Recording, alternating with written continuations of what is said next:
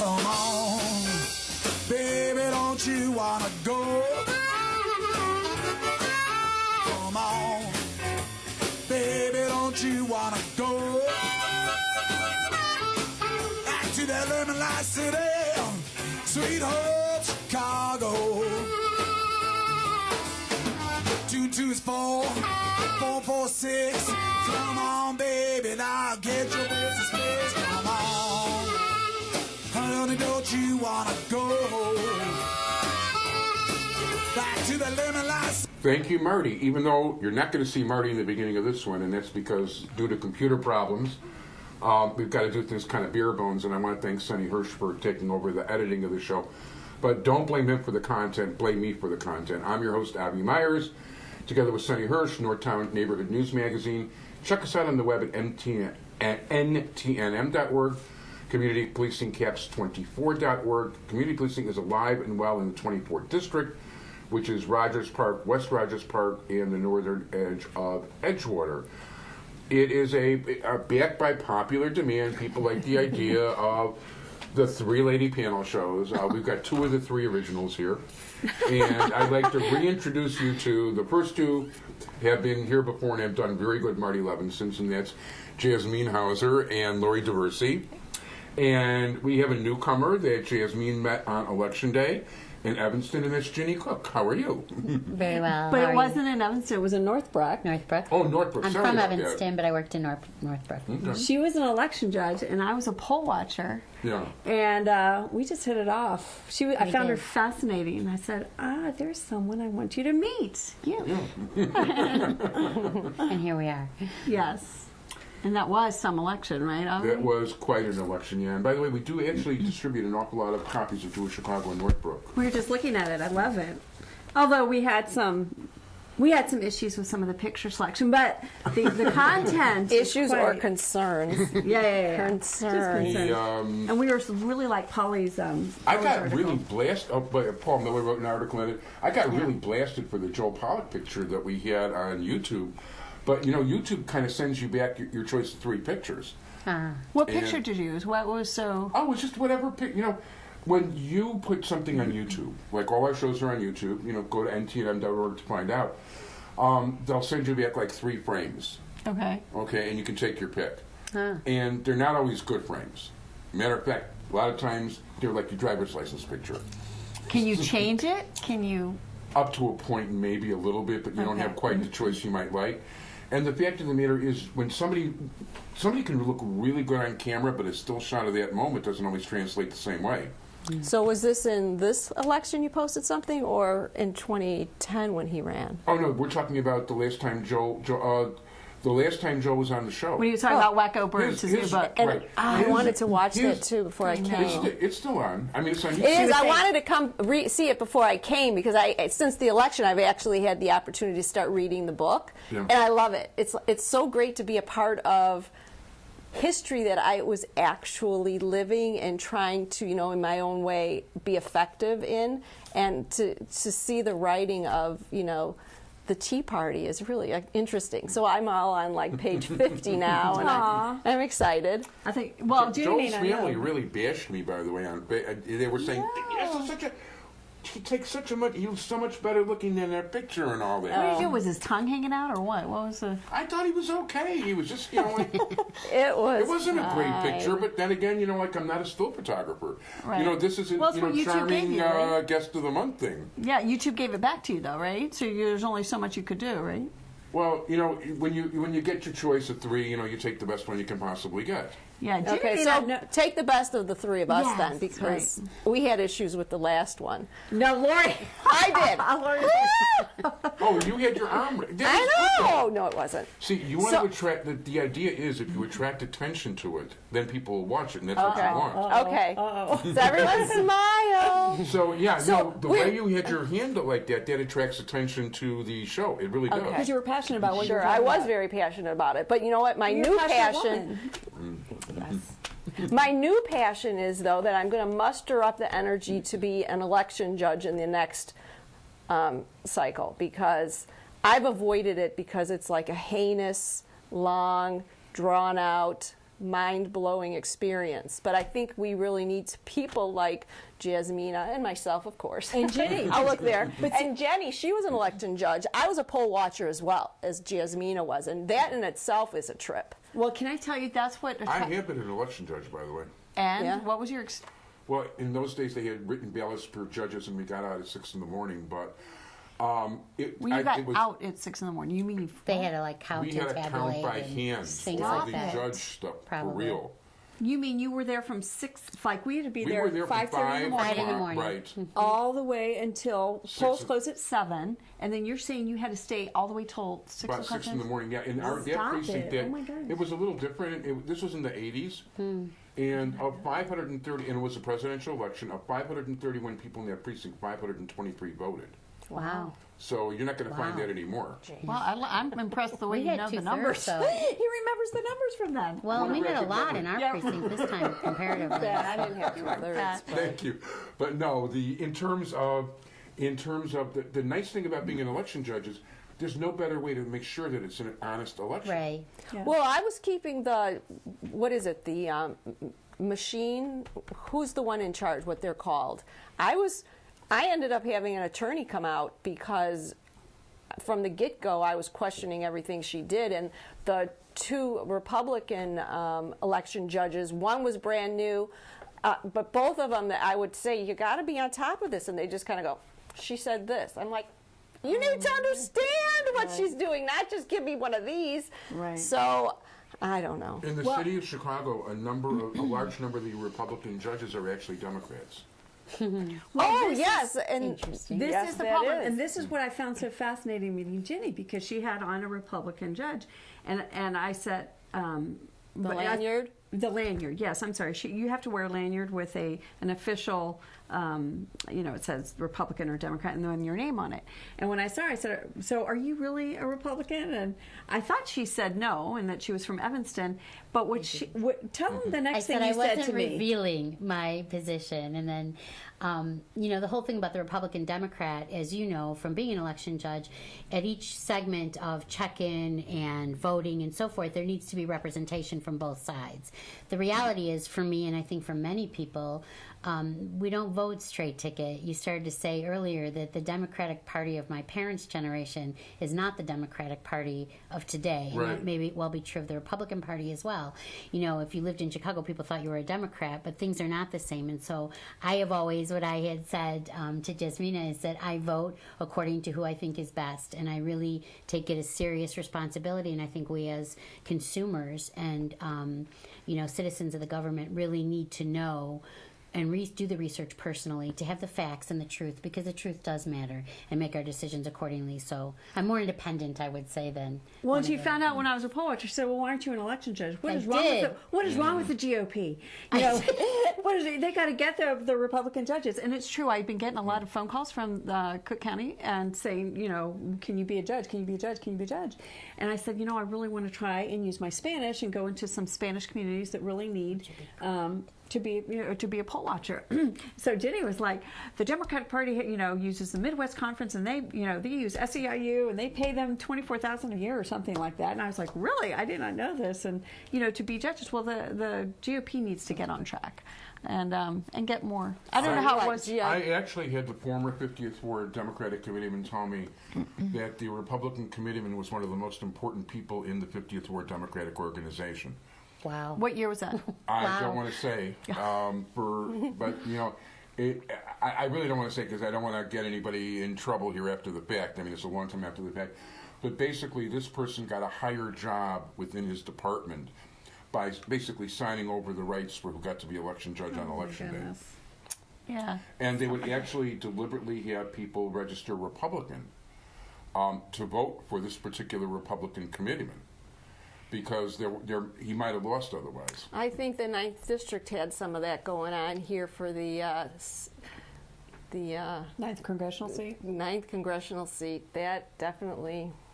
Well, yeah, there's no question in the primary that there were Democrats voting for Susan Antonis as opposed to David Williams, who would have been a much better candidate, and actually the only sane person of the two. So... He tried to be a write-in candidate. He tried to. I know, but that's really such a reach. I mean, Well- it's not. If you read her stuff, I mean, I worked in a halfway house for mentally ill people. I mean, when I was in college, and she would have fit right in with those people. Did you see? But you know what? When I was in the voting, I had a conundrum there on what to do, so I wrote myself in. I was going to write Actually, I hate For the to tell you, 9th that doesn't congressional count district. anymore. They don't. in. Well, where'd the vote You go? have to- It still was not for they either changed- one of them. Well, but I wrote myself the in. lovely folks in Springfield changed the rules. And in order to have a write-in vote count now, you have to register as a write-in candidate. Oh, Oh, so I didn't that. count. You couldn't have a groundswell anymore. Like I used to like to write in certain names for certain jobs. You know, Well, they probably didn't do a write-in campaign because, in all reality, at this point, it would have been throwing money away where they could have been putting money into other races. So I'm thinking that's probably why the GOP or No, I mean, anybody the didn't the only time do a write-in for the 9th. Yeah, the Susan Sweeney thing Congressional. is the only thing I ever heard of where a write-in candidate actually got elected in an election.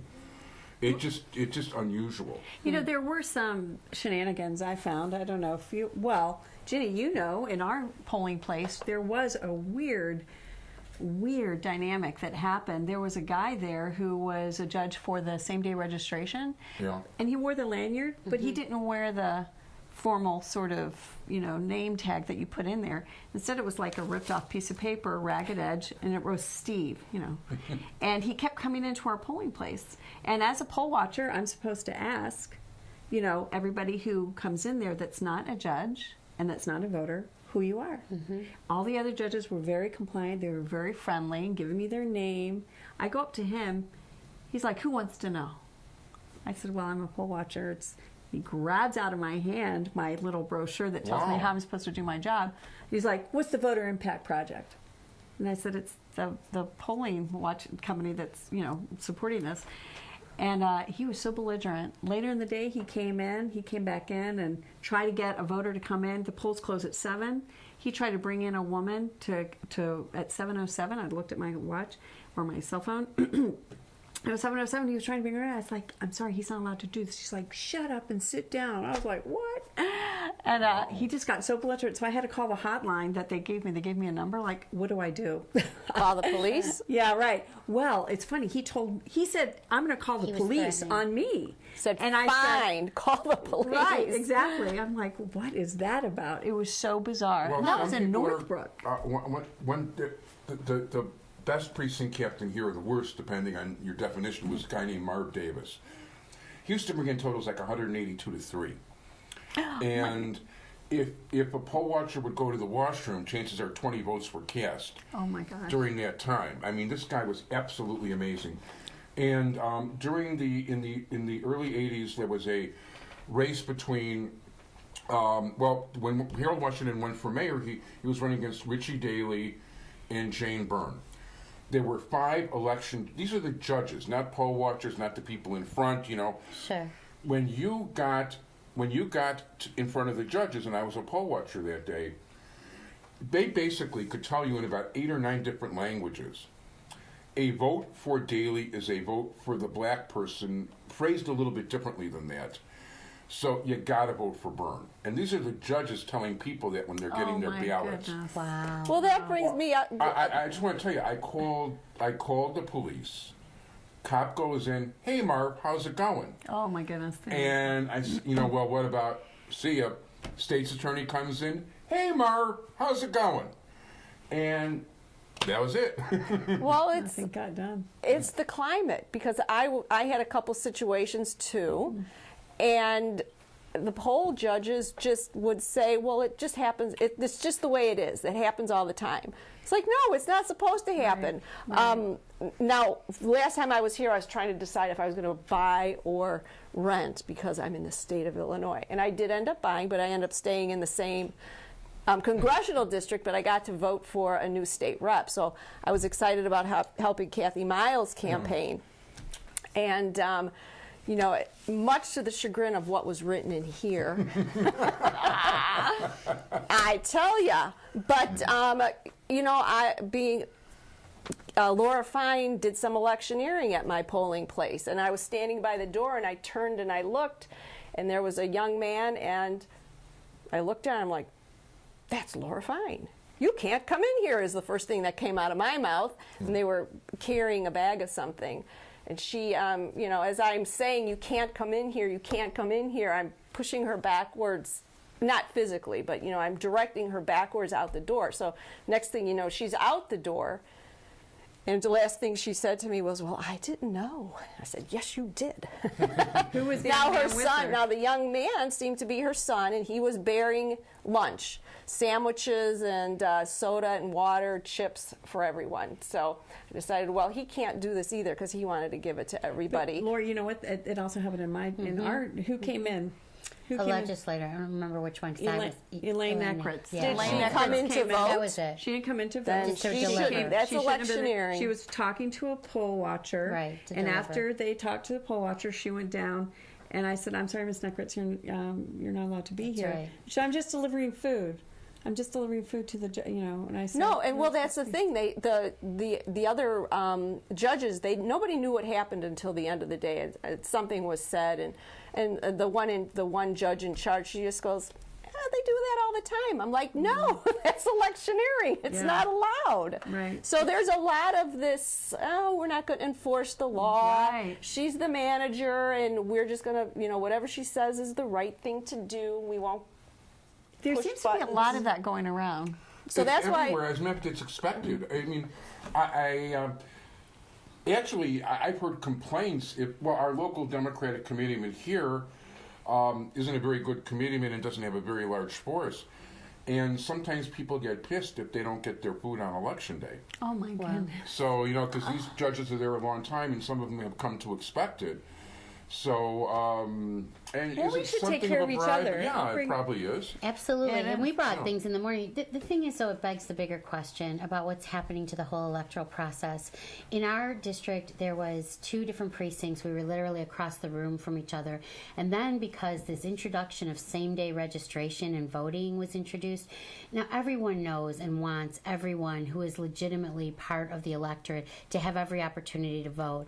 And I think ramping up the opportunities for people at every turn and in all kinds of public places for months ahead is a really good thing. There are very few exceptions of people who can't manage to make those times, and we detract from the honor, and it really is an honor and a responsibility to be able to vote in this country. So we had lines of people way past 7 o'clock. I know I heard in Chicago that were out the door coming into where the same-day registration was. And one concern, and I did report this, we had an individual who came in, and based on the criteria in the computer, she was a registered voter, and because of her situation with moving in the 30 days and all of that, she was able to vote unprovisionally, as an unprovisional voter.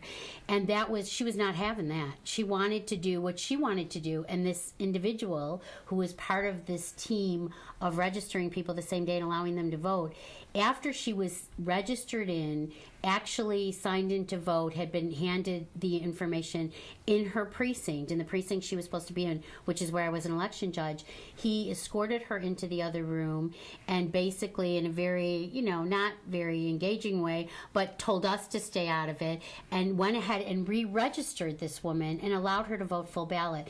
Those are things that I think were making a mockery of the entire process. Wait, she got to vote? That woman that She came after voted, the polls closed? yes. And, well, she had to go to a different polling place. But this was a woman who had come in to vote earlier in the day, like midday, with 2 little children. And again, was absolutely entitled to vote. She was registered, but because of the status of her registration, this is how the system was set up. And there's complete disregard for the system. There's complete disregard by many people in this country for the Constitution and by many in government. The founding documents give us the guideline from which we are a society that does create opportunities, that does have that absolutely supports safety nets for those who are vulnerable. And we're a nation of laws, not personalities. And I think public officials have forgotten that public service in this country was once upon a time created not to be a career for people, but rather to draw from the best and the brightest across fields so that we really would have representation from people giving of themselves to something greater than themselves. And we don't have that anymore. We have, no term limits, and we have career politicians, and so we have career corruption. And we've gotten to a place where anything goes, and it really does impact adversely the entire process and all of us as citizens. That's true. But this is what we know, and what's happening. We're voting the government, and I exclude myself from that. We're voting in that government that we want. Everybody's in it. It's not about we're Americans. It's about I'm from this group. What are you going to do for me? I'm from this group. What are you going to do for me? So how does it come back to that? Even if you look at the elections and who won federally, the Republicans and this conservative, fiscally responsible idea took hold. I think nationally, 5 more governors of different states were elected, and Illinois is one of them. But I mean, if we just come to Illinois, our Illinois state reps did not take the House. So that's putting back to the idea that, well, everybody sees that there's a problem that needs to be corrected, and we understand that it's fiscal responsibility and being responsible, but down at my level, I want to make sure I'm still getting what I want, and that's what I took away from how the election came out in this. The Republicans not take the House, the Republicans didn't gain a seat, and it's a veto-proof majority in both the House and the Senate for the Democrats. And you would think ordinarily, with this state being in such bad shape, that people would really want to get up and do something.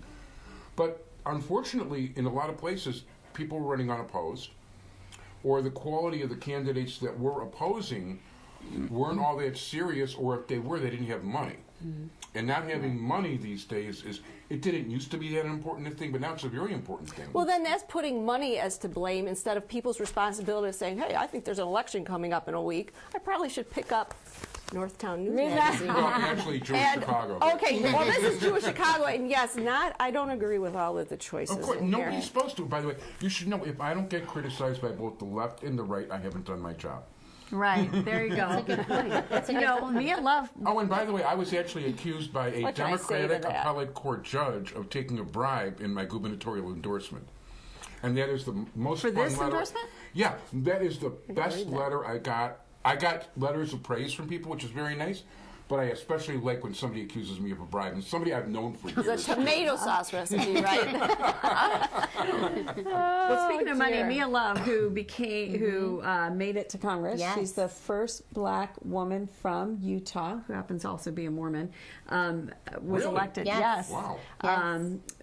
It was elected to Congress, and she said she didn't win last time. She ran last time and lost. She said what she realized she needs to raise money.